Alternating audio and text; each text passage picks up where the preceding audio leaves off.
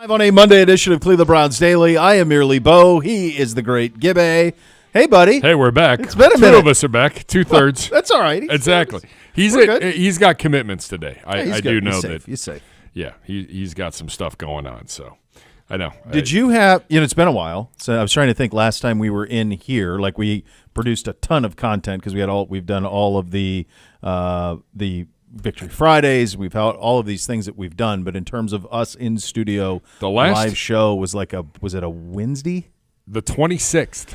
Yeah. June the 26th. And that honestly seems like a blink ago. It seems Correct. like a snap of the fingers ago that we were in here doing this, but time flies. And as you and I were lamenting before the show started, like NBC went off to football camp this morning, and it occurred to me that summer is over for all intents and purposes when you do what we do. And then you said, oh, yeah, I'm driving to the Greenbrier in 16 days. Yeah. 10 That's days. your reality. Yeah. That's we came back. We were in the Sunshine State. Very some sun, a lot of rain, very hot. Yeah. We got back on Saturday, late day, and my wife's like, you all right? I'm like, I just realized I have one more day. And then it's go time. It's not go time 2 weeks from now when players are here. Yeah. It's go time now, so we're ready to go in 2 weeks. This is the life we've chosen. I wouldn't trade it. Love Correct. it. But when you are on a football team's calendar, you're on a different calendar. And so for us, I mean, the football team will be here in 2 weeks from today. Correct. Rookies and QBs today. Coaches 2 weeks from 2 today. weeks yesterday. Rookies and QBs 2 weeks from today. Veterans tomorrow. Yeah, 2 weeks from 2 weeks from tomorrow. Yeah, I mean, so this will go very, very quickly, and you're going to be there, and then you're going to start to build this team again, and then once you get into that, then it's a sprint, and you'll wake up, and we'll be in Indianapolis. You'll be in Indianapolis at the draft this year. I've sworn it off, but no, it's what's coming is that, and so that's the reality of it. Now the rest of you will pay attention once we get to camp. The diehards, the people listening, will pay attention to camp. They'll look for this and that. But the gross many of our fans, this is the opener. That's the one you're going for, is the opener, because you have a ready-made team. There will be things that happen down at the Greenbrier that we'll take note of. And one of the things that I remember being particularly misleading a year ago was, remember DeJuan Jones early on in Greenbrier, like he physically just was not up to it. Well, it wasn't ready. And it was like, boy, he's got to get going a little bit here. Well, he did. Boy, did he. And he was fine. Boy, he had a did nice weekend, by the way. Did you see him at Mid-Ohio? I didn't see him at Mid-Ohio, but I saw him post a number of different things. Yeah, he looked like he was living his best life. I think he had a great time. So he did Gentlemen Start Your Engines at Mid-Ohio. The IndyCar race was there yesterday, so he did that and handled it very well. And that was very cool. And so our guys are still going through that. But in terms of the overarching point of that, for this team, it will really be about the season. That's the type of team we have. We don't really have any question marks. Deshaun back to healthy and playing an entire season, but outside of that, everything else, the questions have been answered. So camp will be about building a team camaraderie, something they did a year ago when they were at the Greenbrier, that anytime we had a player in, they would say, boy, that's where it started. They will attempt to do that again. And the building of that will start 2 weeks from today when those rookies and QBs show up. Yeah. And then it goes downhill quick. I mean, it could be worse. I mean, the Hall of Fame game stuff starts, if you're in that game, it starts later this week, early next week. Oh, that's right. Yeah, that's right. I mean, they're starting 10 days before our 10 days. Oh, that's right. If you're in that Hall of Fame game. That's Bears Steelers this year? Yes, I believe. Is it Bears? I think it's Bears for sure. I think it's Bears Steelers, right? Because isn't this the – boy, it's weird when it's not you start paying attention to who's in it. For some reason, I think Pittsburgh's in it this year in the Hall of Fame. I think so. Do you got that, Brock? I'm looking. Houston. It's Houston and the Bears. Yep. That's Texans, right. Bears, Thursday, August 1st. We'll still be at the Greenbrier. You'll still be at the I'll be on day 9 of the Greenbrier. Yeah, you'll be at the Greenbrier on that day. All right, be ready there you to go. Come home. Yeah. I was down there for so Houston will be debuting their new uniforms in that game. I was at this was probably about a month ago. I was down in Canton, and they had the new uniforms out. That Lions one goes. That thing pops, man. They had that Really? on the shelves. First time I'd seen it in the wild. It's absolutely gorgeous. So they did a very, very good job with that one. How was your break? So you went down to Florida. You had had a little bit of good time. If at first you don't succeed, try 7 times is the charm to actually get home on the day and the time that you're So supposed this time it all worked. Yeah, of course. It was on a Saturday. I No moved big it deal. back. I moved my vacation up a day so You could have. alleviate the problem. It was great. Very hot. It is rainy season in Florida, so Sure. you got to work around that. But had some great times with our friends, the Gummies, and went down on Tuesday morning, came back Saturday afternoon. It all went So smoothly. It So was that's a win. really nice. Had a great time. Hit a rum distillery. Okay. What goes wrong? A lot. Shot queens in hand. In a I good mean, way. that's- Oh. She's got to be all about that. So the guy that owns the place is from Austria. Okay. Okay. His wife is one of the children who own Jägermeister. Her name is on the bottle. Of Jägermeister? Yep. God. What goes wrong when it's storming sideways? The Uber's not coming because the weather's bad. What happens? Oh, you do lots of shots inside That's right. a distillery. That's right. That's exactly right. Yeah. Austria rum. I would not have had that connection until you dropped vodka. the Jägermeister They part have of it. some Then, bourbon. Yeah. Okay. That they're now distilling. It was very cool.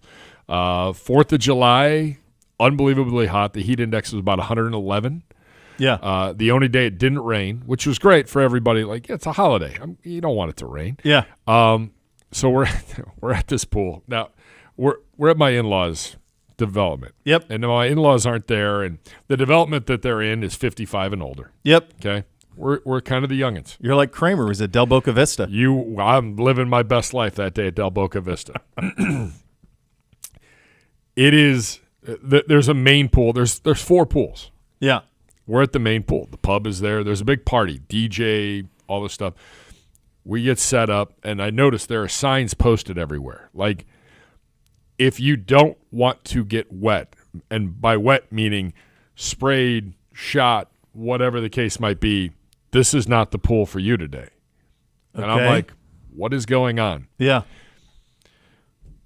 Nothing like a 55 and over water gun party for 4 hours. Oh, come on. And I am not kidding you. It was amazing. I got into a water gun fight with like a bunch of 60-year-olds, and I got my you-know-what kicked.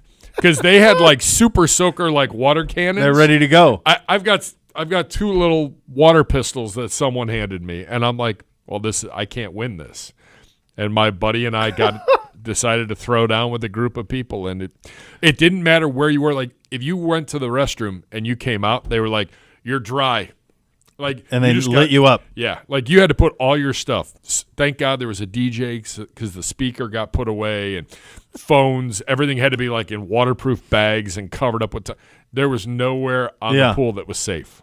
There were people that would bring like their little kids, and I'm like, it ends poorly Not for for you. this group. I don't think you want this today. Isn't it funny how we age almost in reverse? You get to everything's so serious, and you get to that age, and you're in your 60s. You're like you're 12 again. They did not care. The booze living their was best just life. flowing, shots. Some woman shows up. I don't even know how to describe how big it was. Probably from this corner to that corner. Oh God! Like It's an 6 feet inflatable floating army tank. She gets in it with water gun. I mean, it's got a water cannon. I'm like, where did you get this? that's fantastic. It was unbelievable. Where are we? What is the technology in water guns? Is it still the Super Soaker? Is that still the premier water gun? Yeah, and it's still like, but they've got like, they had these foam ones where you just kind of like drain the pool. Oh yeah. And then you shoot, and you can shoot 20 feet, Yeah. 30 feet. So I know I got some battery operated ones for the boys that were supposed to be like tactical water guns, but the problem with it is they didn't hold much water. So once you take out that and you shoot it, you're done. And that was one of the guns I had. One of those guys, battery I was operated. thinking, You're I'm like, like, this is perfect. great. Like this is It's a really little machine accurate. gun, Yeah. water gun. I'll be great. I can spray Yeah. everybody. No, I was a drowned rat. Yeah, in a you pool. can't refill it quick enough in order to make it worthwhile. But it was that was a very fun day. a very below average fireworks show that night in downtown Fort Myers that I had to Just sit through. didn't bring it. Well, I mean, at this point, we're on like hour 10 of drinking. Yeah, you've had a day. We're done. And the fireworks got delayed. Supposedly the truck broke down on 75 that were bringing the fireworks. It's like 10:15. I'm like, shoot the things off, please. Yeah, please. I Can need we to do go this? home. Yeah. I started at 10 a.m. I'm done. I need to leave. Do you know what is the law for Ohio and fireworks? Lawlessness. Okay, that's what I was going to say. Like, I don't know if thinking. there is a law, if what we're allowed to do or what we're not supposed to do, but from what I can tell, there is no law. If there is a law, it is at best tepidly enforced. There's very little law to any of it. And it's been going on since really the 3rd or the 2nd. We've had fireworks almost every night just around. We've gone to some. We went to one at the club on Thursday when we were up at the lake on the 4th and the 5th and saw them up there too. And it feels like there's just anybody can do whatever they want. I don't imagine that that's the case, but it does feel like that is the case. I guess from what I can tell, there's a law in place, but if cities didn't want to sign onto the law, then they can do their own law. Do whatever they want. Yeah. Yeah. Okay. Like in Olmsted Falls, you could shoot fireworks off the Friday and Saturday before the 4th, the Friday and Saturday after the 4th, and on the 4th. And I might be wrong on that. Yeah. But it's like 4p to 11p. And it's just Beirut. Everywhere, just bombs. Yeah, exactly. And I'm like, well, that's fine and dandy. But at 12:30 this morning, when they're going off 2 doors down from me, I'm like, how about okay? How about not? Yeah, we've done this already. The fact that you're still doing this, we're done. We're good. You're good at this. The holiday's over. Since last we spoke, we did our first away lacrosse thing for the children. So we were in Rockford, Illinois, which is awesome, really great. Wait a minute. It's fine. It's a fine town. It's a fine town. At first, I was like, "Is he really going down?" The amount of the distance it takes, the time it takes you to go a very short distance around Chicago is stupefying to me. You know how I always say there's absolutely nothing I want to do in Indiana? Like, absolutely nothing. This was exacerbated. Their inability to navigate a turnpike is stunning to me. Ohio, like in Indiana, they will just arbitrarily stop you on the freeway to take your tag to do the easy pass or to pay. Like there's several of these on 80 on the way to Chicago. There's several of them where you're going, am I going to get, you know how if you exit it, then that's when you got to pay. Yeah. At an exit. Not there. Smart, intelligent thinking. You would think. They also still have all the gates. So inevitably, in 3 separate occasions, there were people who had easy passes that wouldn't register on the damn thing. And so they're just stuck in an easy pass lane with 20 cars behind that can't get through. It's such a mess. They do not maintain their roads at all. I mean, compared to Ohio, it's not close. Like as soon as you cross over the Ohio-Indiana border, the road goes to hell. I'm thinking, I'm paying for this. This should be a pristine road. Like, what are we paying for here? And then the bottleneck that is Chicago from a traffic standpoint, the fact that this is not – now, I have not driven to Chicago since probably a Big Ten media day in like a decade ago. Sometime it was like the last time I've driven to Chicago. But the idea that it's gotten no better and from what I can tell, significantly worse even is really remarkable. The fact that you cannot enter or exit the turnpike with any sort of pace at all. Even you're trying to go around Chicago because you had to go around it to go to Rockford. It's about an hour and a half north. I'm trying to go around it. You can't. You're going 20 miles an hour. It'd pop up on the ways. You're stuck in traffic for 45 minutes, and you just go, "My God, what is happening?" It took 8 plus 9 hours to get to Rockford, Illinois. From here, it should be a 6:45 drive. It was upwards of 9. It was an absolute debacle. Did you go on Thursday, or did you leave on Friday after you? We left Friday early. Okay, Friday early. So you had the. It happened on the way back Sunday. Like Sunday at 3:00, I was going around Chicago, and same thing happened. Like just couldn't move, just stuck. And I got to go back there this weekend. I'm not at all looking forward to it. It's absolutely brutal. What is the infatuation with Rockford? And by the way, I knew a bunch of people that went. My cousin was up there with his kid making their debut. The people across the street were up there. I'm like, it was a really big, in terms of amount of teams, tournament. And it's what's happened. I mean, well, you remember when he went to Indy for our practice with the Colts. Sure. Well, I'll be there in 2 weeks. So what's happened is these communities, they have this farmland, and you build fields. And if you build it, they will come. And as it turns out, they do. So like, it's so funny how it all works. Like, they were charging $15 a car for parking. I'm thinking you could have charged $100 a car. Where else am I going to park? Yeah. We're in the middle of nowhere. You could have. No one's going to bat an eye at it at this point. In fact, this weekend we're in northern suburbs of Chicago, and like the prepaid parking $60 for that. And I'm like, pay it, because I can't be walking. Who knows what that could mean. Correct. By the time you're there. The one saving grace of the trip is, other than hanging out, there were 2 stories that came out. Number one, we did South Bend for the first time, so I'd never been to South Bend. And I think it's probably it takes a lot to impress me in terms of, I've been to a lot of these campuses, been lucky enough to been to a lot of them over the years. I was floored by this campus, floored. The mix, the way that they married like the modern architecture that they're building to their traditional buildings, it almost makes it look like it's always been there, all of it. And that's a hell of a thing to do, to like get it to match up, but it really does. So that place was remarkable. We did kind of a tour, buddy of mine, very, very familiar. So we did kind of a tour of it with the Basilica and the Grotto and all that stuff. And then we walked in the bookstore. And I would tell you that the main bookstore on campus at Notre Dame, the best example I could think of it in other sports would have been like the Masters loot tent. Like, it was the most impressive bookstore I have ever seen. It was enormous. It was 2 floors of an enormous building, chock full. Like, you could not, anything that you would ever want associated with Notre Dame. And you say to yourself, how do they build all these buildings? I'm thinking, that's how. Yeah. Right there. What can we put the Notre Dame logo on? What can we put the little fighting Irish guy on? Dude, it was crazy. Absolutely crazy. Really? Absolutely crazy. So that was very impressive. And then, so in Illinois, marijuana is legal. Green lights. So we're at a hotel. Right next is a dispensary, which we are too now, right? But although I don't see it, I think we're legal, but I haven't seen but it. We're not yet. Yeah. It hasn't been fully signed off on. Right. I haven't seen like dispensaries, hey, come in. So I don't know when that's going to happen, but it's there. So our hotel was right next to one. And, you get a bunch of boys, 12-year-olds, in the middle of nowhere at a hotel, and they're running around playing Ghosts in the Graveyard, all this stuff. And so they were, God almighty, like the poor guy running the hotel was chasing them around. Like, it was just boys being boys, right?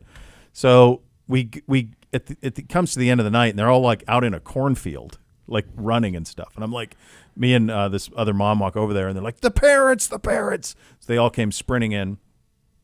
So I grab NBC, and I'm like, dude, what was going on out there? He's like, Dad, there was this guy, and we were following him, and I think he was smoking a blunt. And I go, what? I've never heard you say, what are you talking about, smoking a blunt? And I said, first of all, do you even know what that is? Second of all, why would you follow somebody who's doing that? That doesn't seem like the right choice at all. No. For 12-year-olds. Although I suppose with 12 of them, you could probably handle him. But still, I'm like, this is bad job out of you entirely. And then it occurred to me, like, I guess in Illinois, the answer to that is, so what? Yeah. He can. He's living his life. It's all above board now, baby. Like, you're going to have, I don't know if there's like open carry. You guys want to follow me? Follow me around. I don't care. I don't think he cared. He's like, he's fine. So that was it. That was your big, but that was a little bit of getting used to. Then we had a really nice holiday. We did fireworks and all that stuff. All right. So no University of Wisconsin? No, because our games got switched to, oh, no. It's been so long I can't even remember. And Beamsy had a game at 7 a.m. Saturday morning, and both boys were theoretically supposed to play in the morning, and instead 7 a.m. and then NBC's last game was at 5:45. Oh. So I was outside in Rockford, Illinois for 12 hours. Yeah. And then at Portillo's, I think, is where the Chicago joint, Portillo's. Sure. So I've eaten there once before in my life, and it was when I did an internship at Channel 7 in Chicago, like 25 years ago. 90s? Probably, yeah. Right around. Late 90s? Late 90s, yeah. Yeah, probably 2000, 99, something like that. I should know exactly, but it's somewhere in there. Anyway, that was the last time I had it. I remember it being very good. I hadn't had it since I ordered it. I remember it being very, very good, and I could also wait 25 years before I have it again. Got it. However, you're going back this week. So no Portillo's. Are the selections plentiful? We're northern suburbs this weekend in Chicago. So that's right. I would assume that I don't know what that means. Go check out Northwestern. Northwestern. I don't know how far I am from like Wrigley. Like probably. Oh yeah, a little friendly confines. A buddy of mine told me I'm like God, and we have to go to Massachusetts at the end of the month. But he was like lamenting like that. Can we go to Maryland? Can we go someplace like that? And he's like, dude, it's not like you're going to go there and do anything. You're going to be at a youth sports complex for 12 hours and you're going to pass out. That's what's going to happen. And that is what it is. And rinse and repeat. And do it again the next day. And that's it. So did the boys do well at this? Yeah, they did. NBC's team finished third. They went 4-1 or 5-1, 4-1, 5-1. They lost to the team that ended up winning it in the semifinals. And Beamsy's team got to the semifinals and lost. So they did well. So it was good. Yeah, it was good. It was good. And then we'll run it back and see how they do this week. 4th of July, you survived. Got through it. I heard it rained here, but then it cleared up in time for fireworks. The club did it on the 3rd. Then we went to the lake for the 4th and 5th. And the lake was pretty good. Like that's always cool because you can see kind of them all the way around the bay. They all kind of go all the way to Cedar Point, then Catawba, and then all the way to Port Clinton. Like you can even see Put-in Bay. So you kind of see it all the way around. So that was pretty good. Buddy hates them. Buddy Garrity hates them. But my dogs hated them as kids. Like when we would do them, they would run to the barn. Like they're gone. My two spent the week in the basement, according to the dog sitter. Yeah, they hate it. They were like, we're just going to hang out down here. Yeah. Buddy's got a new aunt. I mean, 80 was I don't know, that happened too because she was with him when we were in Illinois. Amy's like, I'm like, why don't you ask 80 if she'll like walk him and stuff? And 80's like, absolutely. So 80 puts him in the car. They're going to the park. He's going in rivers like he's living his best life. Yeah, she said she was like, I'm taking Buddy on a hike. Yeah. I'm like, do we know that Buddy can hike? Oh, he can hike. She goes, he's going to be just fine. Yeah, he can cruise. No, he loved it. He was really excited about it. I was very proud of him. We had a big moment yesterday at the house where we had this situation. And those who listen regularly know that I'm not crazy about birds at all. And certainly those would be my worst. The turkey would be my worst bird. I don't like them at all.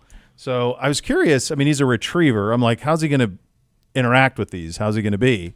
And so I told the boys, I'm like, go get him. Let's see what he does. So he came up and like, I got to give him credit. Animal instincts was pretty good. Like he snuck up on him. Like he didn't bark. Really? He snuck up, got really close to probably within, I don't know, 15 or 20 feet. And then I'm like, I don't need bird murder on my conscience, and I don't need to clean it up. Or the boys watching it. They could use a little bit of. They could use a little bit of of seasoning. A little seasoning, yeah. But I was like, I don't want to clean this thing up if he gets one of them. Now, he's bred to bring it to me without killing it. That's the objective, without eating it. That's the deal. I just didn't think I could trust him. So when I called him off, then he barked like crazy, and then they scattered. But I was proud of him. He did a good job. That's his job. That's what he's got to do. He's got to do these things, my friend. Did you had no sports then this weekend?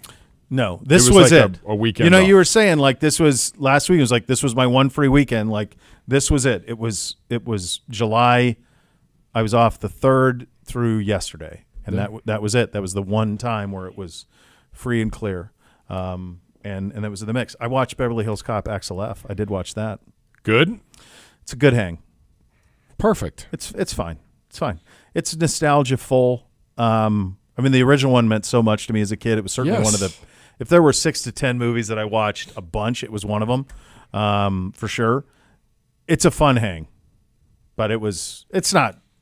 But it's fine. But it's a fun hang. you're watching it to relive. That's it. The first one. Yeah. And if there are enough parts. Yeah. Then you're good. Yeah. Murphy doesn't have his fastball anymore for sure. Like he's not. He did not have. What is it? Is it the rapier that rhythm he had when he would just hit joke after joke? Like he doesn't have that fastball anymore. But there's enough moments where you're. His daughter's in it, isn't she? I think she's one of the cops. Is that really his daughter? It's his daughter in real life. Yeah, I'm pretty. His daughter sure. in real life plays his daughter in the movie. I think so. No, not. One more time. Your mic's not up. Brock. Sorry. There you go. His daughter in real life was one of the cops that arrested him.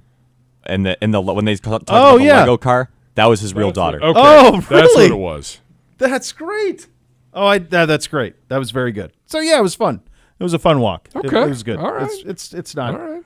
it's not as groundbreaking as the original, but it's it's worth a watch if you want to relive a little bit. So those are your hot topics of the day. They're presented by the University Hospitals. We're loaded up, Gibby. You got a lot in here. We got the sports. Trying we got to get you a some ton stuff around in. the sports world.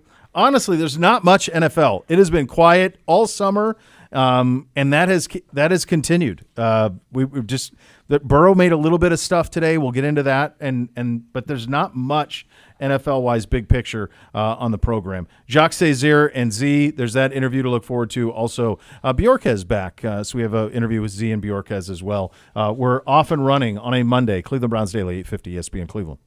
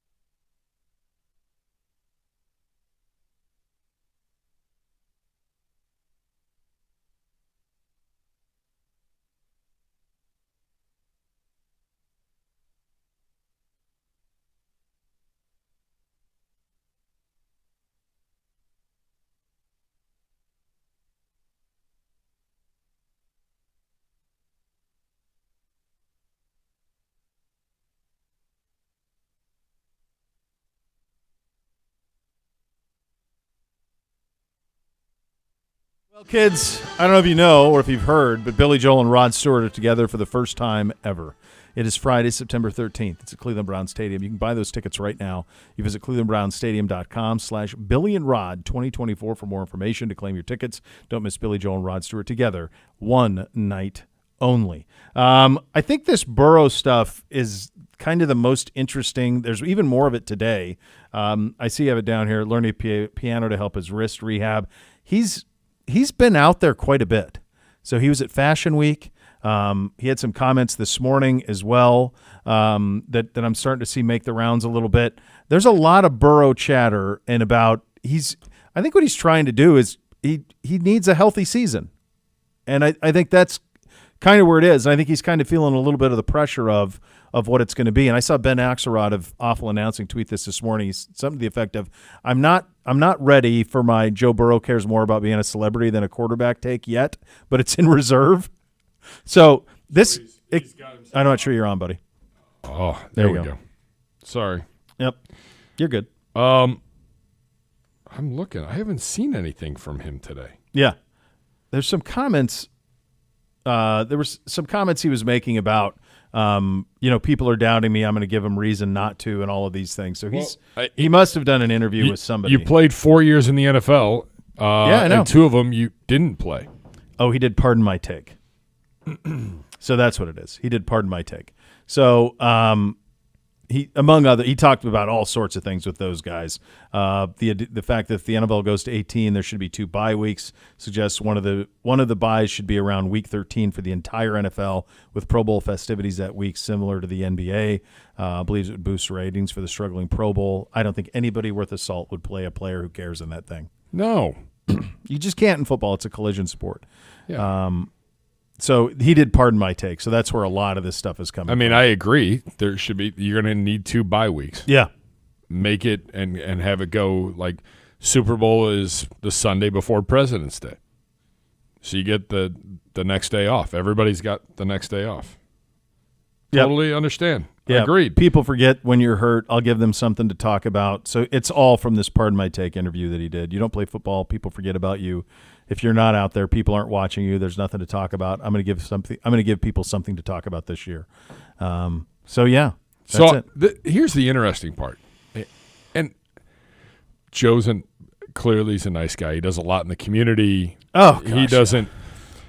The one thing he doesn't do is anything for his football team from a media standpoint. He doesn't do much availability, period, but definitely nothing for like in-house. So it was interesting. I think I brought this up to you guys after the Combine. Like, their content and production team has never had a one-on-one with Joe Burrow, even after he was the number 1 pick in the draft. That's just absolutely They've never had an crazy. interview with him. I mean, that's just impossible for that not to happen. For there not to be how? No, I don't know. I don't understand how that happens or what it is. Yeah, that it doesn't make any sense. Yeah, so he's doing all of it. It's all from the pardon my take stuff. Getting some stuff on social on the fireworks. Larry really cracked down on fireworks this year, issuing citations, even had dedicated officers for firework enforcement. So they're not screwing around there. Yeah. All right. All right, here's Andrew's advice on Chicago. He says, this upcoming weekend, take the 294 instead of I-90, which runs through the city. 294 will kick you out to the burbs and should make for a quicker trip. 90 is under construction, a nightmare right now. Safe travels. I did this. Everybody had this idea. Everybody went 294. Darren with this, we spent the weekend in Chicago, can confirm 80 through Indiana was definitely easier paying as we went instead of the easy pass lane. Chaos. I do not think the random pay stations are for the bridges. I don't know what the random pay stations are, but they suck. I don't know either. They suck. They just randomly are there. It's nuts. So anyway, Burrow's making a little bit of noise. Former Browns and 49er safety Tashawn Gibson has been suspended 6 games by the NFL for violating the league's performance-enhancing substance policy. He is currently a free agent. What would that be? Is that a steroids thing? I'm I assuming. don't even know what they still test for on that side of things. I don't know, but it's clearly something. Yeah, certainly is. And it's not going to help you sign with a football team anytime soon. No, it is not. So I found this. It's so funny. I saw you have this 14 years ago today with LeBron. I found this on one of my Hey Remember Whens, and I think it was on Facebook, and it was a post that I had. Let's see, where is it? All right, so this is the first tweet. Join me, Bobby Carpenter, D. Miller, former Buckeye players. We used to do a show called The Average Joe Sports Show on the Ohio News Network, which is basically like Best Damn for Ohio. We Gotcha. took it basically from Chris's model, and we just applied it to Ohio. We basically copied it. So then I write, by the way, he's staying. There's no way you gut your hometown on national television. Would be the cruelest exit for an athlete in history. That's what I said. He's staying. Sorry? Then later that night, You wonder why I'm angry I and wrote bitter the about single biggest gut punch in the history of sports. He'll never recover from a PR standpoint. He just admitted that he's not good enough to win on his own. Obviously, I'm bitter. You ain't Kobe, son. You ain't even MJ. You ain't Bird. You sure ain't Magic, and you never will be. That's how harsh I went at LeBron on that night. Hot takes, baby. Coming hard. Hot take. He's been fine. He's worked. It's all worked out for him. But I did think it was interesting, juxtaposed to what he's done with Bronny. For all of his accomplishments, he has probably been surrounded by people who enable him most, right? And if you aren't willing to be a part of that, then you fall out of favor the way Miami did and the way it did here and so forth. But this Lakers operation has just given him the keys to the kingdom, like he does whatever he wants. And you would have thought that he would have learned from what happened when he left here and the PR mess it was for 2 years trying to dig his way out of it. And to the point where it affected him mentally in those finals against Dallas when he wouldn't even post up J.J. Barea, for crying out loud. They had J.J. Barea guarding LeBron James in the finals. LeBron peak LeBron. It was crazy. Now, the next year, he was the best player on the planet, and they won 2 titles, and away you go, and he was unbelievable when he was here the second time.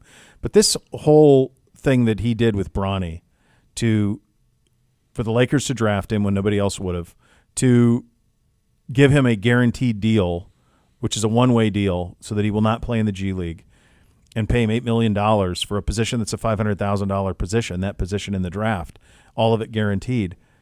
It's a really blind take, and I think he's going to make it so much harder on that kid than it ever otherwise would have been. Yes, he's enriched the kid. The kid's got an $8 million contract, but he didn't need money anyway. So, correct. So why make it this way where you are enabling the ease for him to play in the league? And I know the pushback will be, well, there's nepotism in ownership, there's nepotism in front offices and so forth. Okay, fine. There is. I can't argue it. But I don't see the upside for him with the kid playing in L.A. in these circumstances that are only there because of who his dad is. Well, in the draft happened that Wednesday night. Yeah. Our last night. Yeah, So night 1 he goes undrafted. Yeah. And at that point everybody's like, well, he's definitely going to the Lakers. Like something's been put out there, something has you know, whether it's Bronny's not going to play for anybody but the Lakers, whatever the case might be. Of course he gets drafted by the Lakers. Yeah. Well, and every sports network rejoices because now there's actually something to talk about for the next 2 or 3 weeks. Yeah. This kid goes out, and I'm still a firm believer he should have gone to was it DePaul, where LeBron's former running base, Duquesne. And yeah. His former point guard is the head coach there. Yeah, Drew Joyce. Yeah. Drew Joyce the second. Yeah, he's the coach. Like, just go there and play. Like, and be yourself. I couldn't agree. And he needs developed. Yeah. Did Like- you like? I tuned in for his performance in the rookie league. Yeah. I wanted to see it. It was not anything impressive. No. There was nothing. And I'm like,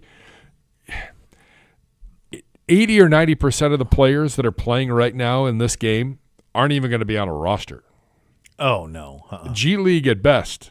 Yeah. And you got 4 points on 2 of 9? Well, yeah, he's not. He averaged 5 a game at USC. Correct. Like it's just not what it is. So to me, it's going to make it harder on the kid. Yes. In terms of his development, unless they just like saying, yeah, he's a Laker. Maybe that's it. Maybe he just wants to be a Laker. But like in the meantime, like their franchise is going nowhere. The more that comes out that this potential coach turned him down, this prospective coach turned him down. I mean, yeah, they had to go back to Redick. They didn't have a choice. No. And I don't know if JJ can do it or not. I think that's a. It doesn't matter because I'm to the LeBron point pulls with the like strings. Yes, and I'm to the point with NBA coaches. Like, what, does it really matter? Like Atkinson, who the Cavs got, I don't know. I don't know what does that mean. I hope, but like, I hope what's they the take difference? that next step. Mitchell re-signed since we did a show as well, I believe. Yeah, that was 3 last years, week. $150 million. 2 years, hold their feet to the fire, and yeah, good move by him. I would assume that they would be trading Garland in the next month, right? Because those two seem so redundant. You know, like what's the market though? There are so many guys like him that are taller. I think his development has been retarded by having to play with Mitchell because they're redundant. they're kind of the same guy. Yes. Mitchell's a better version of him. He's a more explosive version of him. He's more offensive minded for getting his own. Garland's probably a little bit more of a distributor, but you can't have two short guards. Correct. So like, there's no way for him to grow. I actually thought he was a better player 2 years ago than he was this last year because they play it so similarly. You got to re-sign Mitchell, but now you got to make sure that whatever you do with this Garland thing, it's got to hit. Well, what are you doing with the big man situation there? Yeah. What are you doing with Mobley? What are you doing with Allen, who clearly doesn't want to be here? Yeah, I don't know what that is. I don't know. And there's this pressure of like go chasing a championship. That's such a difficult needle to thread to get through that, to think all of the things that need to happen. Think how long it took Boston, and they tried to abort that thing many times with trades of Brown, and somehow they stuck with it and eventually won it. But it takes that type of stick-to-itness for it to actually pay dividends at some point. I remember where were you 14 years ago when he did it? So I was at ESPN Cleveland. I was the program director. So you guys were on air. We were on air nonstop. Yeah. Like we didn't – I don't think because the courting had started July 1. Yeah, all of them came in here. Everybody had to meet at the IMG right? building. Yeah. We snuck a reporter into the IMG building with the help of someone. I don't know how many people actually know this or not, but we got him past security. He was in a bathroom, and he put a sign on the door that said, "Out of order." Oh, my God. Hung out in the bathroom to see what we could pick up. That's amazing. I'm not kidding when I tell you, like, the Heat had a conversation, and our guy was in the bathroom the whole time. That's an incredible job. We did that. I don't know if any of it's legal, but No, we're none long of it. past. Long past you get in trouble Didn't care. for it. Got to That's get the amazing. story. Got to get the scoop. I mean, it was like motorcades. Like the Dolans and the Knicks came into town, and they would come out through the side entrance. And the day of, it was crazy. I don't think anybody had a good feeling. Like, So you guys felt like he was leaving based on the way the tone was here. I think it was just hope that he was going to stay. Yeah. But not a feeling that he was going to. Like the feeling was more he was going to leave. Did you have an idea? What was the feeling up here at that? Because I was in Columbus at that time. What was the feeling up here of if he left, where would he go? Because it felt like Miami kind of came out of nowhere. Yeah, Miami came out of nowhere. Chicago was in. I remember there were some Nets. There was some Knicks. The Knicks. It was those four, right? I think. And then the so. Cavs. It was all because Eastern it wasn't. teams. Yeah, it wasn't the Lakers. It was nothing they like had that. Kobe at that time, so they wouldn't have been. In the Knicks. Yeah, there was a little bit about the Heat because Wade had gotten Bosch to come, and it was like, there's a chair empty, and it was oh, what's going on there? Yeah. LeBron had his Shooting Stars AAU tournament going on at the Wolstein. I remember this. I snuck into the Wolstein. And it was luckily I was doing Cleveland State at the time. Yeah, so it was easy. Got in through the shipping dock. LeBron was there. I want to say Tom Withers was there. Tom is, I think, the last one that actually talked to him before he went right to the airport. He was the last guy, yeah. Mm-hmm. He walked by us right to the car and said, we'll see you guys tonight. They had no idea how they were so naive on how it would go here, and the idea that if they went to Connecticut Boys and Girls Club, that somehow that would make it okay. We had Dave DiNatale, I believe, was our man on the street. He's at Harry Buffalo, right across from Rocket Mortgage, for the reaction. Who is the comedian that used to be married to Drew Barrymore? Tom Green. Tom Green is in town. Tom Green's hanging out with Dino for the reaction. Tom Green's the first man on the street. Come on. Dino's like, I talked to Tom Green. I'm like, Tom Green? He's like, he's here. He was like I got to see what's going on here. Oh my gosh. Tom Green was on. I remember Brenda was on the air. Like, it was just, we had 5 guys on the air all night. We went all night into the next day. We had over, I want to say 500 interview requests in 24 hours for our talent. I was throwing anybody in. Go anywhere, You got to do this. You do this. You Yep. do this. I remember Brenda taking a LeBron bobblehead and smashing it with a hammer on the set. You know what? It hit home for me. I was up here that weekend, and my wife was at Channel 8 at the time, and she was doing the reporting on when they took down the We Are Witness thing. Yeah. And I remember like her reporting and then seeing that thing come down and just being like emotional, like, my God, what just happened? Like we had this ride with him, which was just from the time he's a kid all the way through, like he'd St. Vincent, St. Mary, all of it, all the way through. And you were just like, he's going to be your guy forever. And you get this gift of like relevancy that you hadn't previously seen. And he was so lovable, like the Muppet stuff with Kobe, with the Nike ads, all of it. Yep. And then we're all witness, like all of that stuff. And then all of a sudden it was gone. And it was like, oh my God, now what? And it was, the reality is that if he doesn't leave, they don't win a championship because they're in cap hell. Their roster was brutal. He had to leave, and then they were able to draft Kyrie, get Wiggins, be in a position to they did the Baron Davis thing where they got the pick for that. Yep. So that allowed for them to have a roster that was attractive for him to come back to. But if he never left, I don't think they ever win one because there just was never going to be We threw enough. a lot of guys out there. Oh, my God. Antoine Jameson, like you just kept trying to land guys. Drew Gooden. Yeah, I watched something today. The 2007 Cavs starting lineups for Game 3. It just popped up on my feed. Yeah. It was like your shooting guard was Sasha Pavlovich. Right. Yeah. You're playing Duncan. Yeah. Yeah. No, he carried Danielle it. Marshall. Right. It was not ideal. No. Wally World was on the roster for a while. Eric Snow. Yeah.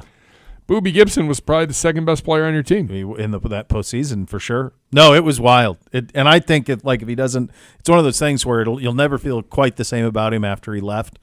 He came back and he did it. But like if he didn't leave, I don't know that you ever win it. Truly, I don't see a path. I think it's also as crazy as that was. The more insane part was when he came back for the first time. I was at that game. The amount of security, I did not feel safe in that building that night. I said that too. I wasn't sure if someone was going to do something or not. I did a live shot. I was at CBS in Columbus. I was here for the game, and the news. I did like the hit or whatever, and I did the highlight, and then the news anchor came back to me and he asked me, "How would you describe the environment?" And I said, "Imagine if there was a gladiator in an arena full of lions, and everyone was rooting for the lions." That's what it was like. Yeah. Like they wanted, it felt like people wanted harm done to him. It was so much anger and vitriol. And I do remember, though, like halfway through the first quarter, like the Heat were up huge early in that game, as you recall. And it was almost like, so you can trot out Joe Hayden and Bernie and Drew Carey and all those people. And Dan left his seat. Remember that? He left. Yep. And you just thought, yeah, but they got him. And they're going to win by 100 and that's it. And we who suck, knows when and that's we're going to just be good it. again. It'll, if ever. Yeah. If ever. You're right. Yeah. And then I remember the first game he was back here, the first regular season game, and you hear from St. Vincent, St. Mary High School and all that again. You're like, brings it all back. It's crazy. And to think that he's still in the mix. He's going to play in the Olympics this summer. Like this guy's been in our life for 2 decades, prominently. Yeah. It's wild. Absolutely wild. That side of it. A couple other notes. We'll save those for a little bit later in the program. Coming up next, Z with Corey Bjorquez. You'll have that conversation to look forward to coming up next. You'll listen to Cleveland Browns Daily on 850 ESPN Cleveland.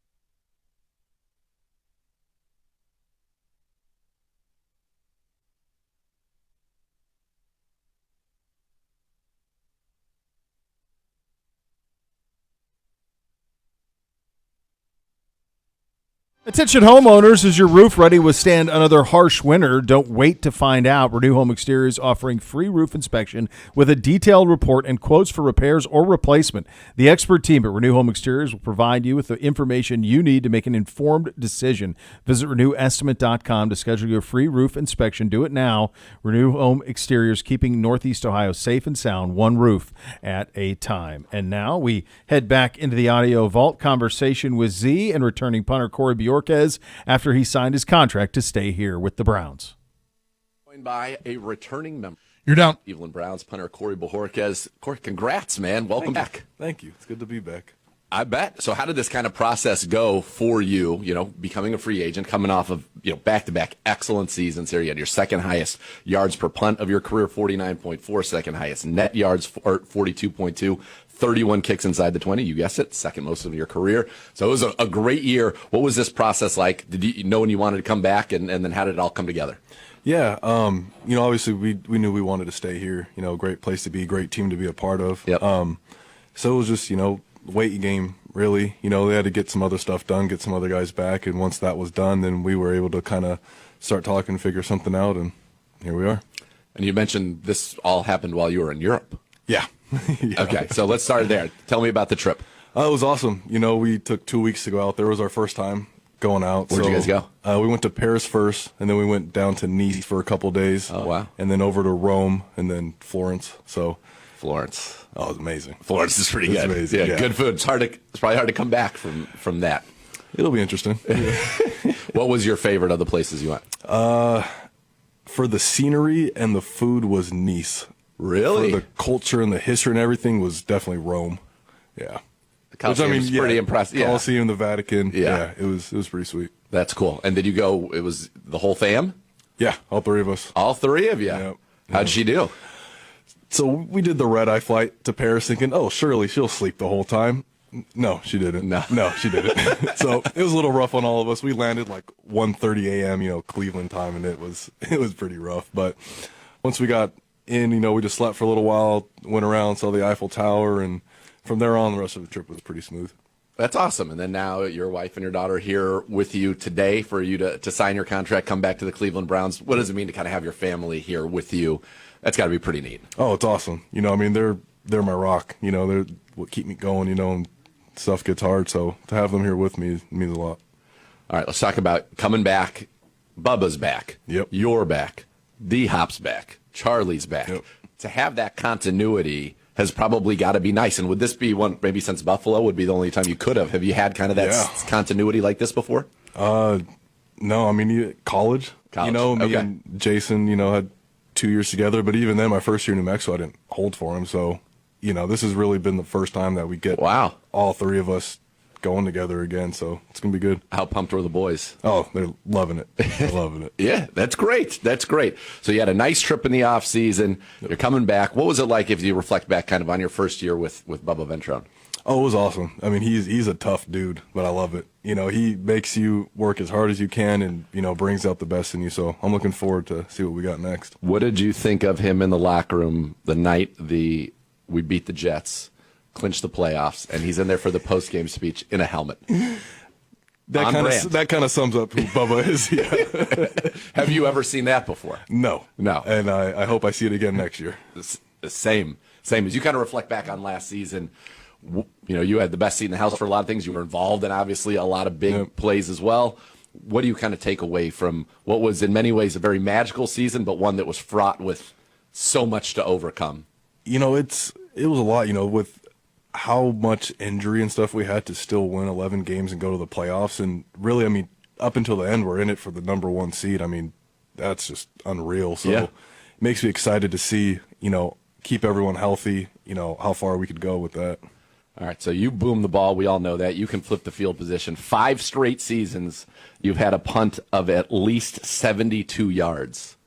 That's crazy. You go back to 2020 is 72. That was the longest in the league that year. 2021, 82. Last year, 76. This year, 73. How does this keep happening? Are you just killing it? Even a blind, squirrel finds an acorn. No. 5 years in a row takes that out of the equation. It's not chance anymore at that point. I don't know. ball hits your foot in the right spot, and you know how the wind gets here, and Sure. it's like a plane. You get it up into the jet stream, and the thing just goes. Let it you go know? and let it go. All right. In the off season, given we go back to Houston the first time, Yep. have we spent some time on kickoffs and extra points and field goals, and in the event that you might have to be called upon? Yeah, no, I think we let D-Bell take that again and let him get some more tackles. I think that's all right. Which was actually turned out funny, and that ended up being, obviously, it was very sad to see D-Hop go down. Yeah. You got banged up in that game as Yep. well. Yep. But to see Chief lobbying, to see D-Bell going and trying to kick into the net, was that kind of surreal watching all of a sudden? It's like, what are we doing It here? was like, this seems like a high school thing right now. Like, what are we doing? Like, it was pretty funny. But, hey, the more you can do. Yeah, the more you can do. Exactly. What does it mean to be back with these fans? Because I know that this is such a good football town. They love the punter. They appreciate everybody on the 53, right, that contributes to 30. is what's it mean to be back here in Cleveland? It means everything. I mean, that was one thing we were considering, in free agency is, where are you going to live? And, we've found a good spot here, great neighborhood, and Yeah. we just love the community. And, that was a big factor in us really wanting to stay here. You just want the sun a little more, right? I mean, Hey, I'm not going to complain about the sun. I was a little spoiled growing up in California, so. Same. That's right. We're paying our time now. Yeah. Well, anyway, it's so great to have you back. It's great that you get to have that continuity. You get to share this today as your little daughter's scurrying around after the football outside of our studio right now. It's awesome, man. So congrats and Thank you. welcome back. Thank you. You're up. All right, good stuff there with Z and Corey. Coming up next, we'll take a look at some various running back lists. ESPN and PFF ranking the top running back rooms in the National Football League. We'll tell you where they have us graded out coming up next. You listen to Cleveland Browns Daily on 850 ESPN Cleveland.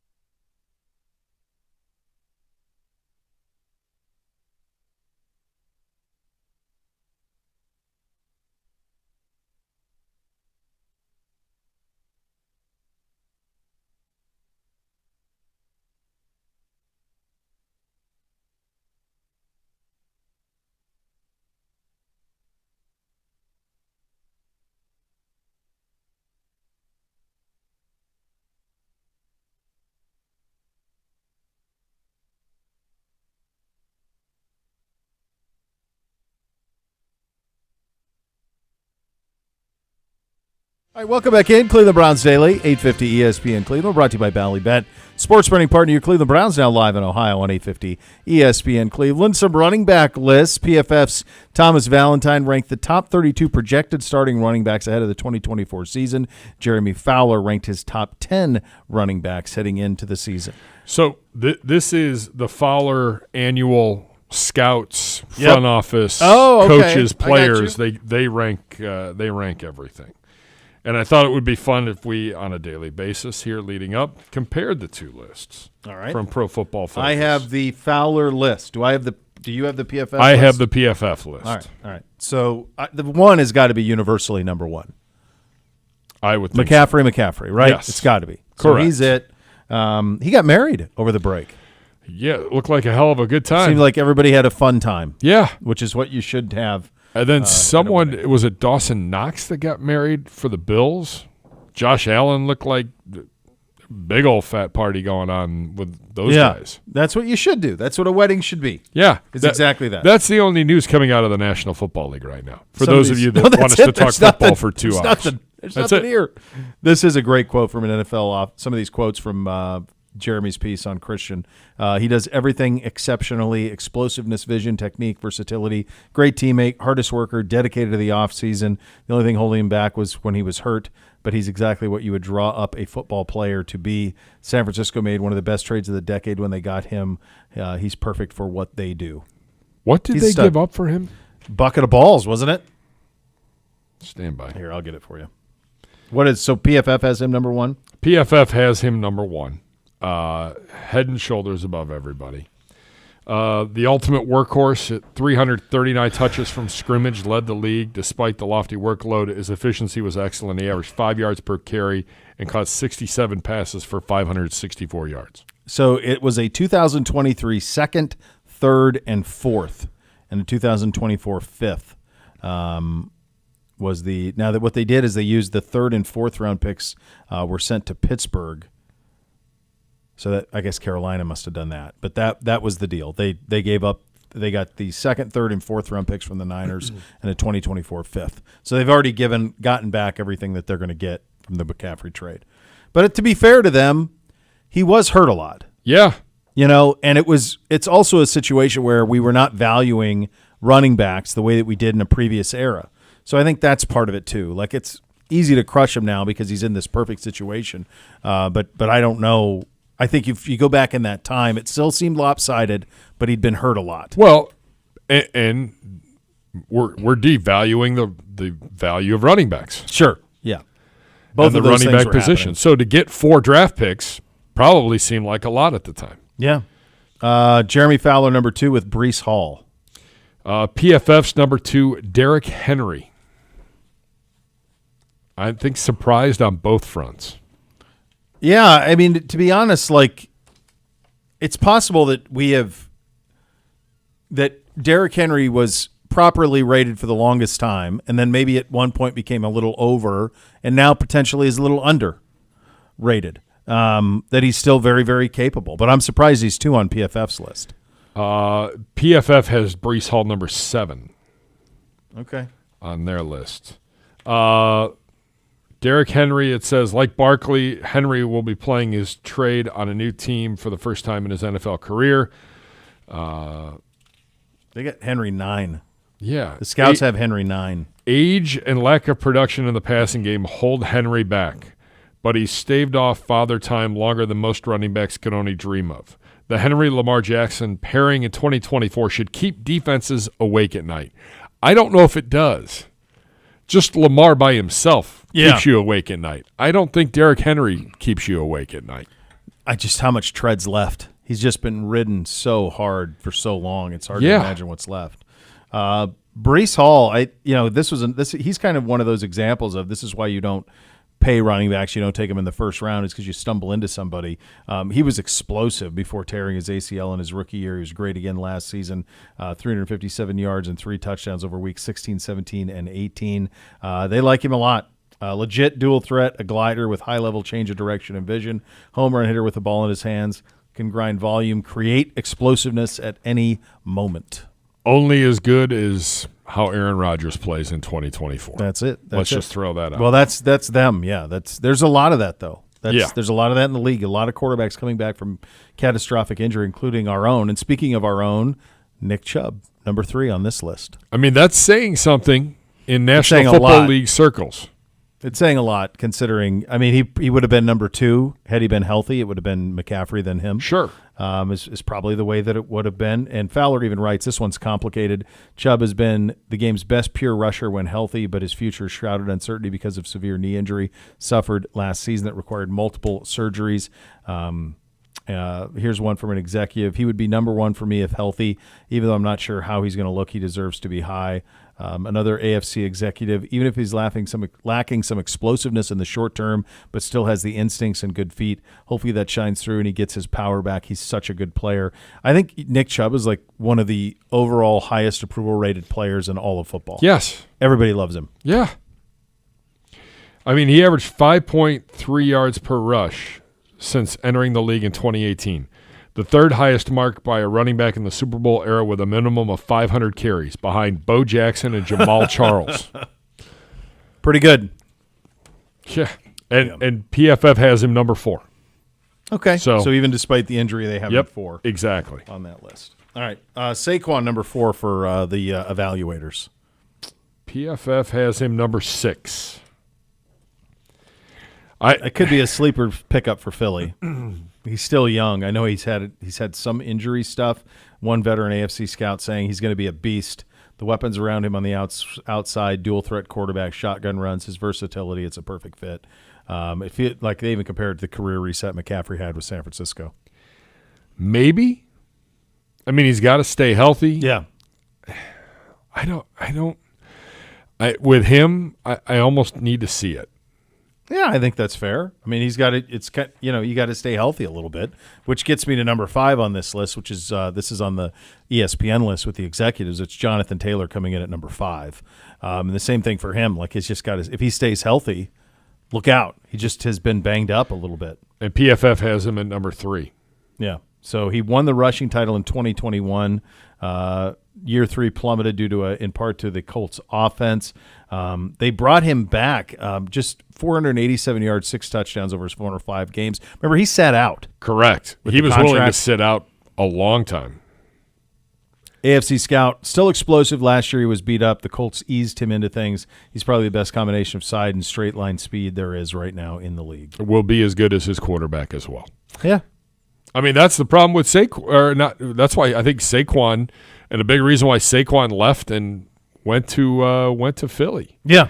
Daniel Jones, give me help, or an All-Pro quarterback. This next guy on the ESPN list is one that I think is going to have a monster year. That's Bijan Robinson with Atlanta. He's just 22. His numbers were not crazy last year, but they had no quarterback play. And this year he's going to have elite quarterback play. To me, I think if I had to pick one guy on this list who's going to explode, I think it would be him. I would agree. In the top 6, and Bijan's number 5 at PFF. So they pretty well aligned. Yeah, pretty good on that. Yeah. But I agree. And now you might actually have a coordinator that wants to give him the ball. What a novel concept. Yeah. Oh, yeah. Remember last year's debacle. Rounding out the top 10 from Fowler's list, Josh Jacobs comes in at number 7. I forgot that he switched. He's with the Green Bay after playing in Oakland and then Las Vegas. 4 years, 48 was the deal he got there. And he comes in at number 10 on PFF. He's 10 on that one. Jahmyr Gibbs is 8 on the ESPN list. He comes in number 8, just 22. Interesting stat from PFF, who have him at number 9. Only Henry and McCaffrey totaled more rushes of 15-plus yards than Gibbs in 2023. Yeah, that's wild. 5.4 yards per carry out of the shotgun formations, was the best among running backs. Also led the league when rushing to the right side at 6.3. He was a rookie last year out of Alabama, and one of those instances where he wasn't even the lead bell cow at Alabama. And then correct. Who was in Philly? Did they go to Chicago? Swift. Running back? Did Swift? Yeah, because Swift went Detroit, Philly, and now back into the NFC North on Chicago. I mean, You want to talk about Bijan Robinson? I mean, Gibbs could be that guy. He's in line to be a top 5 back before the year is over. Yeah, because he even split time with Montgomery last year. Yeah. Yeah, he did. So Gibbs actually, I didn't realize this. He started his career at Georgia Tech. He wasn't even first team All SEC. He was the second team All SEC running back on those teams with Alabama when he was there. So, but he's a very solid one. They have Henry 9 on the ESPN list. Yep. He's a warrior. One NFL coach said just keeps himself in such physical condition with off-season workouts. I don't see him slowing down over the next 2 years. He's a volume back, great size, breaks tackles, has deceptive speed. No one's really catching him if he gets going. I don't think he's lost a step. Let's hope that's not true. I don't need that. No, I don't want that. Again, I just don't. It will be fascinating to see how that offense works with him and Lamar. Well, and he's used to playing out of the I back, Yeah. or single back with a quarterback under center. And one of the NFC scouts is quoted saying, it's definitely going to be interesting. They'll probably go with a little more pistol, which is like being under center, so he can get downhill. I don't know if that helps Lamar. I don't know. It's a lot to deal with in the run game, though. That much is for sure with both those guys in the mix. And then finally, number 10 is Travis Etienne in Jacksonville on this list. And he's number 11 on PFFs. And Who did we miss on PFFs then in the top 10 that is not? Jacobs was 10, Gibbs, Aaron Jones. Yeah, he's an honorable mention. Yeah, it was so number he went 8. from Green Bay to Minnesota. Also honorable mentions, Kenneth Walker, Isaiah Pacheco, James Cook, Alvin Kamara. Among those, Joe Mixon, DeAndre Swift. Yeah, there's Walker, Raheem Mostert, Tony Pollard, who gets a second chance with Tennessee, Pacheco, Kyron Williams of the Rams. He was good, man. Yeah, he's a pretty good player. If he could keep it going, then you got an opportunity there a little bit, to say the least. But no, it's interesting how what I'm curious about is and I was curious about this with McCaffrey, is does the league get to a point where they find new ways to reinvent that position and look for a different skill set? And Gibbs is an example of that. Barkley's an example of that. McCaffrey's an example of that, where you have guys. Eckler did that. You have guys who can run downhill but can also catch 40, 50 passes. And that'll be kind of the key to what that position look like in the future. You know, that's funny. You mentioned Eckler. I don't see him anywhere.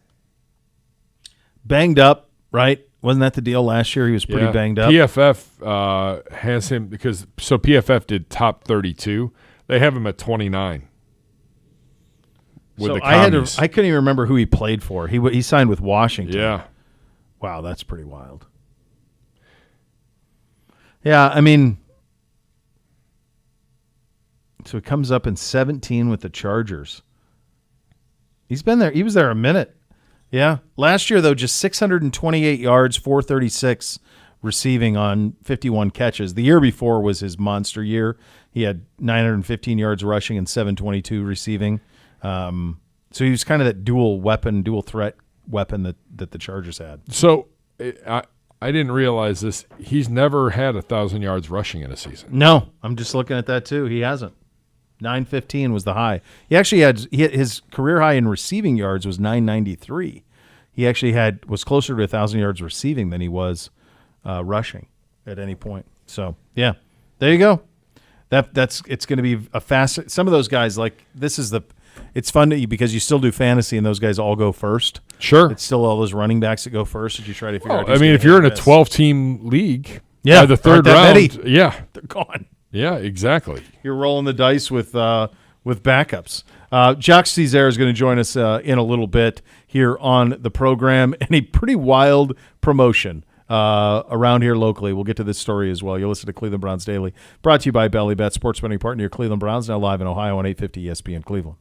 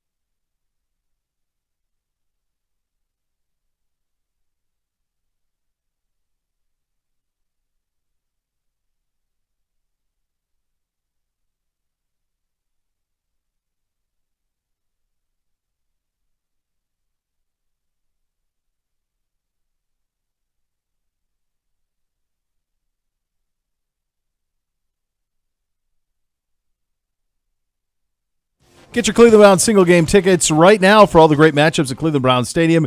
Visit clevelandbrowns.com/tickets or call 440-891-5050 to purchase yours today. The Lake County Captains, High A affiliate of your Cleveland Guardians. By the way, hell of a first half. Not too shabby, kids. Not too shabby. Just That's when you wild. think they're having a little swoon, it's like there's 162 games. Yeah. You could have a week-long swoon and still be doing just fine. No, it's been an unbelievable summer for them, and it's they're just so consistently good. Yeah. All the time, and they're just trying to win the ultimate prize, but they knock on the door as consistently as any franchise in Ohio over the last 15 years. So anyway, their High A affiliate is located in Eastlake, and they've unveiled Roto-Rooter Toilet Row. The tickets are $16. There are 8 toilet seats located behind home plate. Reading material and games are included behind the toilet seat. Fans will also receive personalized attention from a captain's bathroom attendant who will provide mouthwash, combs, and gum. Well, is the expectation you're going to use it? Can't be. Can't be. But is it It comfortable? looks like it. Yeah, I know. Kind of looks like it's that you could use it. Is it comfortable? Is the question. Like, how comfortable is the toilet? It's got to be a itself? padded seat.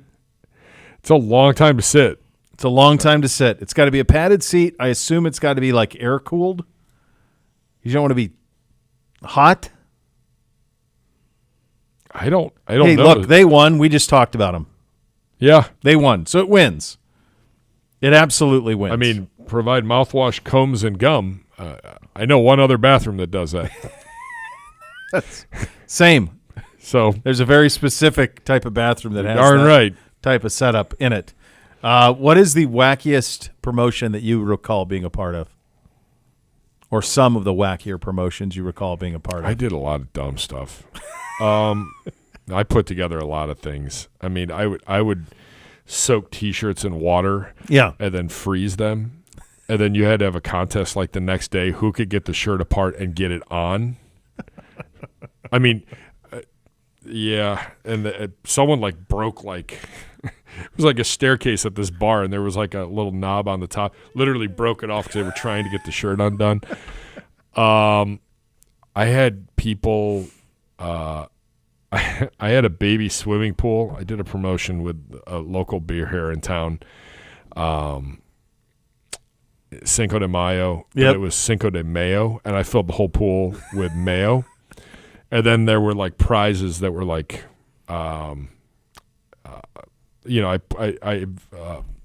what would you do? I can't remember off the top of my head. Like laminate. Oh, yeah. They were laminated and they were in, but you had to You had like to dig in dig the it. baby pool through mayo for prizes. Yeah, I did. I came up. I would do lots of things like that. I did the ultimate the Dunk King of Cleveland Yeah.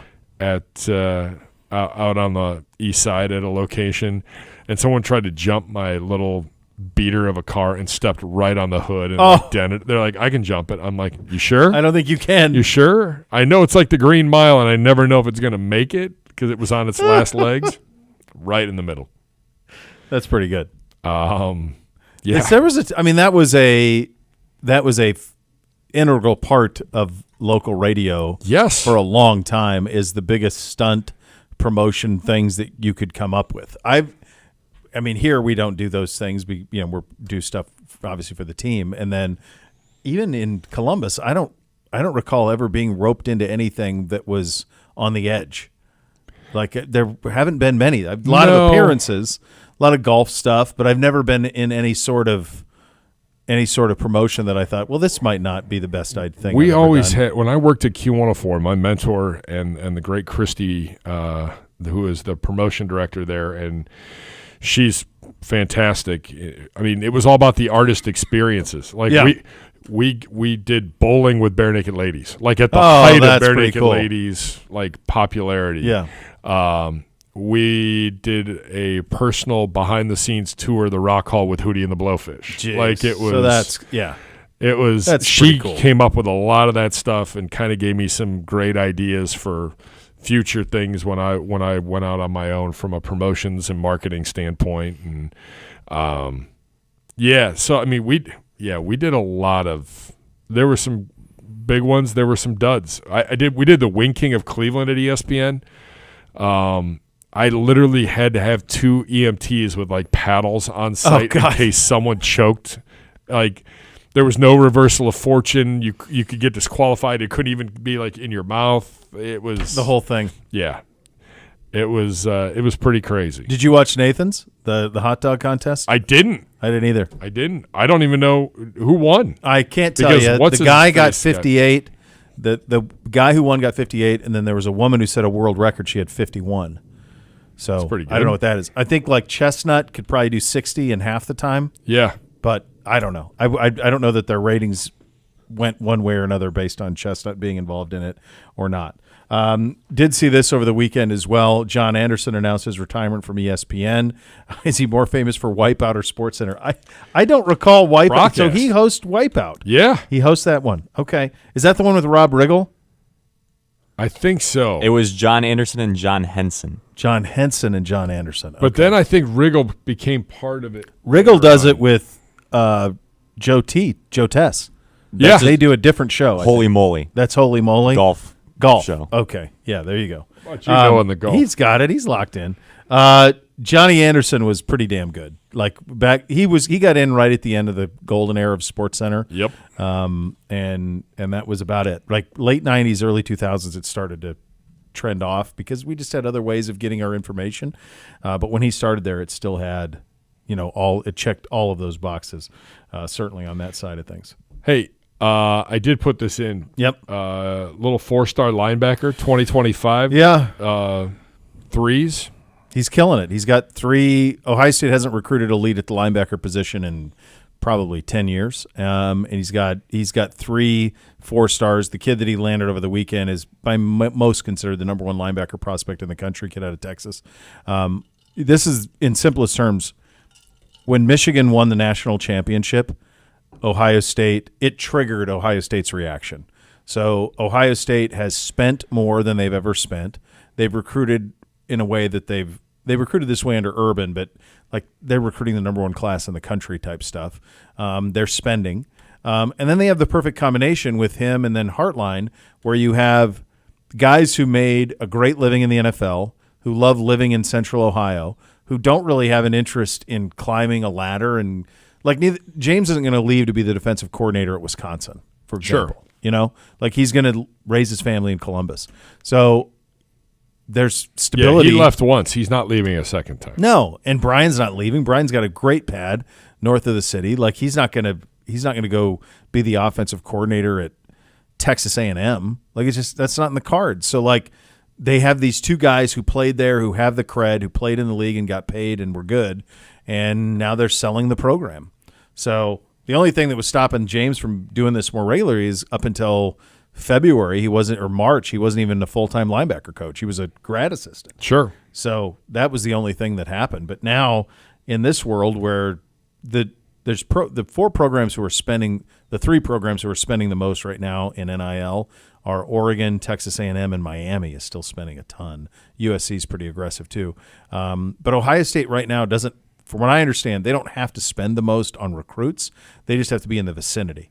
It's funny, I asked him, I did the show with him last Tuesday. He came back and did my morning show with me, and we were talking, and I said about all of these stuff and about recruiting and all of it. And what they have, he said the one thing that they have done is there is such a rep with player development that they have right now, a large part because of Hartline, but CJ didn't hurt, DeJuan Jones didn't hurt, Denzel, like, if you draft a Buckeye, they're ready to go in the league. And he goes, so we don't have to outpay for a recruit. We just got to be close. But another thing they said, I asked him, I said, like, wait a second, like, how do you know that this kid was offered this by fill in the blank? And he's like, well, I don't. There's no way of verifying it. We're taking them at their words. So there's no way to verify what these kids are being offered. Wow. So a kid comes up to you and says, hey, Texas A&M offered me $500,000. You can't call Texas A&M and say, hey, what did you offer him? So you're just taking him at his word. If you say it confidently. That's a big part. That's what it is, man. It's absolutely wild. Wow. where that sport is, and there's no end in sight, and there's no. I mean, it's going to be a behemoth. It's going to continue to be, but until there is contracts and collectively bargained, this is what you're going to get. Yep. So that's the way that one. Good is. job by Threes. Yeah, he did. He did a very good job. All right, coming up next, Jacques Cesaire, defensive line coach, one-on-one with Z. You're listening to Cleveland Browns Daily on 850 ESPN Cleveland.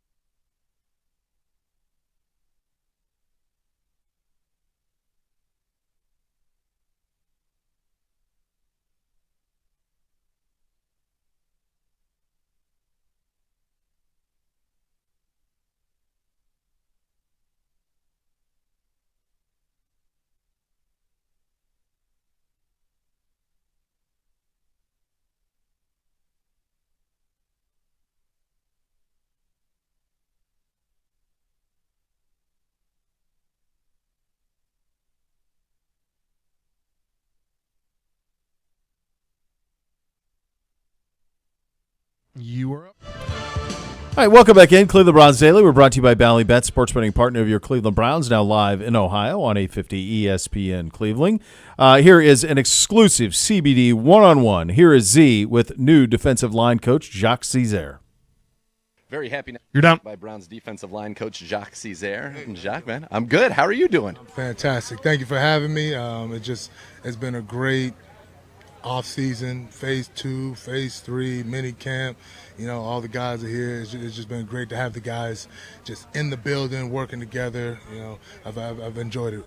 Is there something about being an ex-player? Because when you talk to a lot of ex-players, they say the thing they miss the most is about being around the guys. And when you coach, heck, you used to get to still be around the guys and have fun with it, right? Yeah, I mean, you know, being a former player, I think the only advantage that you get as a coach is that you're in their shoes. Mm-hmm. You've done some of the things that they've done, you know, so you can kind of answer some of those questions for them, trying to take away some of those worries, you know, some of those things that they're thinking of that's going to slow them down.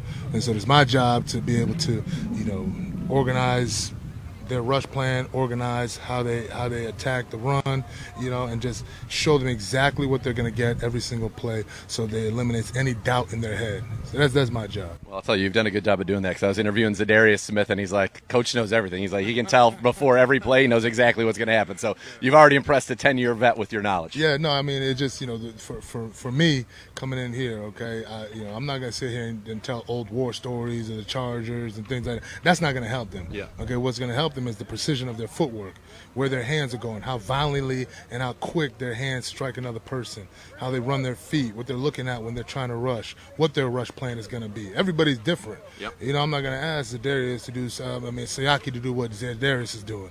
You know, I'm not going to ask Mike Hall to do what Miles does. You know, those guys are individuals. They're great in their own right, so it's my job is to make sure that they have the proper rush plan. They know exactly what to do against the run, and when the pressure's on, they can go and hunt the quarterback.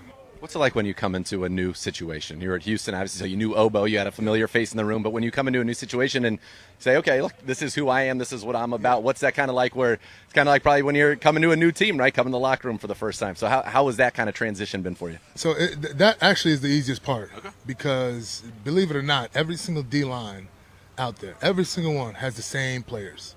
Every single one. You got the superstar, you got the smart guy, you got the guy that's the teacher's pet, you got the guy that he might be, you know, he be a little negative, but he still plays hard. You know, you got the role players, you got the DPR.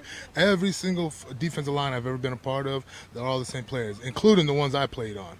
You know, so being around these guys is like being around the guys that I was with in San Diego. Uh-huh. There is no difference. You know, they all have the same type of personality. Yeah. You know, you just learn how to treat each individual different.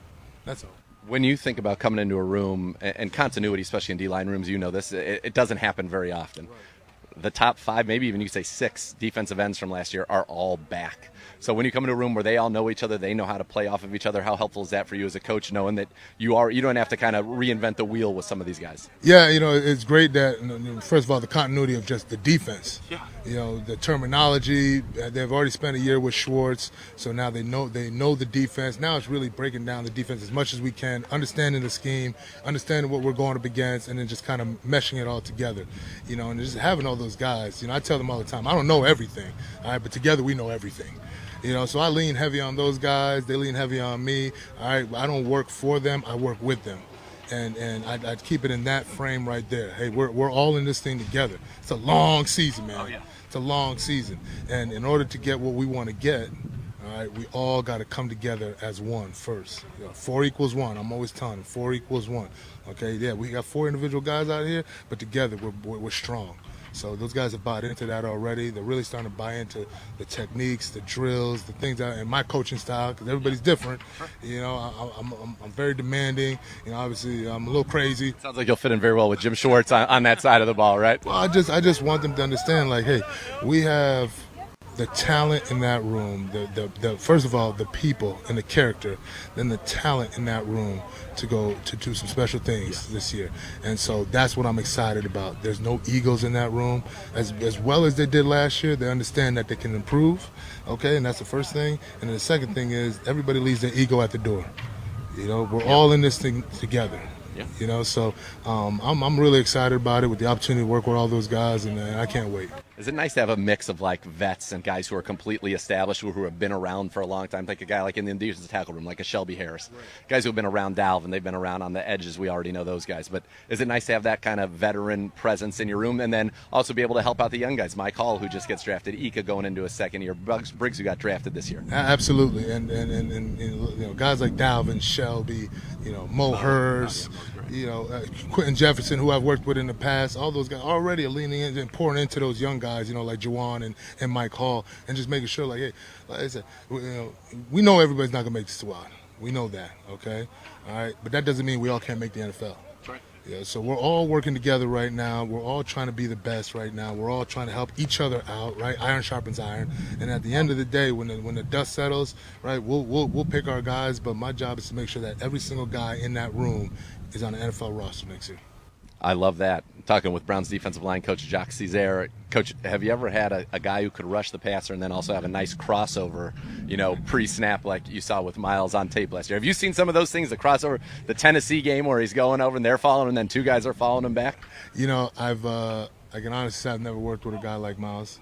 He is an extraordinary talent. He's a generational talent. Yeah. And it's a privilege and an honor to be able to work with him and to be able to help him. Yeah. I don't think people realize just how explosive. Well, first of all, how big he is, and then how explosive he is. He is explosive, extremely explosive. You saw his field goal block last year, right? He's explosive. He can bend. He can rush. He's strong. He's powerful. And the best thing about him, too, he's a leader, man. Yeah. He's a leader. He's humble. He comes to work every day. He takes diligent notes. So just having, like, your best player on the team, best player in the position room, be that type of player that he's always trying to improve, that it makes my job a lot easier. Yeah, you got to follow that guy. See what he's doing, do some of that. All right, we'll get you out of here because I know you got to get on a plane. These OTAs and these mini camps, in reality, to the outside observer, they seem like kind of glorified passing camps. Right. And so you can't put your pads on, right, and do the things that the defensive line wants to do. So knowing that those are the parameters with which you have to deal with, what are you trying to get out of a mini camp practice or an OTA practice in your room? Because it's a lot of work, honestly, off to the side with the guys. Precision. Okay. I want precision. Footwork? Yeah, I want precision and detail. Okay, there's details in everything that we do. We're not just slamming our bodies into people and wrestling big old linemen. There's a step to everything that we have to do, a hand placement, there's a cornering, there's an eye progression, there's all these things that make us who we are. Yep. So I always preach I need precision, I need detail, and I need it fast, and I need it violent. You do that, you're going to be good. You're going to be on the field for Jacques Cesaire. All right, last one. What's something you want Browns fans to know about you? You're new here to Cleveland. What's something you want when they hear Jacques Cesaire, defensive line coach, Cleveland Browns? What's something you want them to think about you? Okay, first of all, don't think about me, okay? Okay, first of all, it's about the guys. Yeah. It's always about the guys. I'm always going to preach and promote my guys first, right? So it's about them first, okay? Second thing, okay, Cleveland fans, I need dogs barking. Okay, I need dogs barking. The reason why we was barking in the first place is because we was getting sacks. Yep. Okay, so you want these guys to get sacks? I need you barking. I need you to be loud. I need you to be crazy. I need these guys to feel your presence every single game. Every practice that they're at, every game that they're at, I need them barking as loud, as mean, and be as mangy as they can. All right, because those guys feed off that thing. Okay, and I'm telling them the same thing. You want the fans to cheer? You want the fans to get behind you? You want the fans to uplift you? Okay, give them something to cheer about. Get that quarterback. Give them something to cheer about, yeah. and they feel that. Yeah. And then they want to live up to that. We talk about being the best. Okay, be the best that you can be.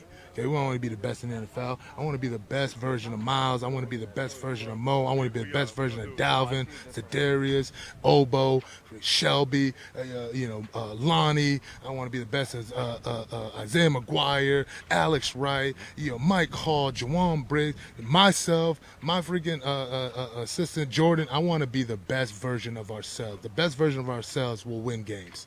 And so we preach that every day as much as we can. back at 30. Afternoon, and they already know I'm a little annoying. My life is this, okay? This is all I care. My kids live in San Diego, okay? And so this is my life right now, and this is the only thing I care about. I obsess over these guys. I obsess over their production. I obsess over every little step, everything they do. And so I'm always texting those guys and sending them videos and just talking them through things, because at the end of the day, all right, my job is to organize chaos, and I love that job. And we love that you have that job. Coach, thanks for the time. Have a great flight. Great meeting you. You're up. I mean, that guy, you're ready to run through a wall for that guy. He's locked in. Boy, is he. And I haven't heard the word mangy in a while. I like that. Mangy dogs. I like that a lot. He's impressive. Good job out of Z. And going to be fun to see him barking at that defensive line, which is going to be pretty fearsome by the time you get down to West Virginia here shortly. So much more to come. You listen to Cleveland Browns Daily, 850 ESPN Cleveland.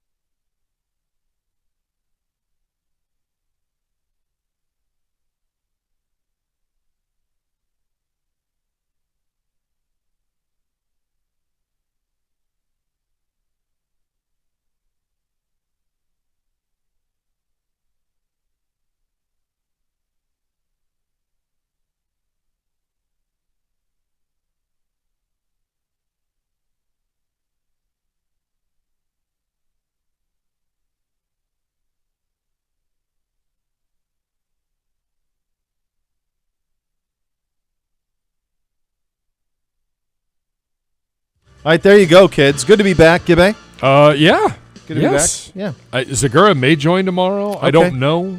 All right. He was like, I'm tentative on that day. I'm like, okay. All right, Teddy. We'll be waiting with figure it bated out. breath. I can tell you that the next level is coming up next. We know you'll enjoy that. Thanks for listening, everybody. Cleveland Browns Daily, 850 ESPN Cleveland.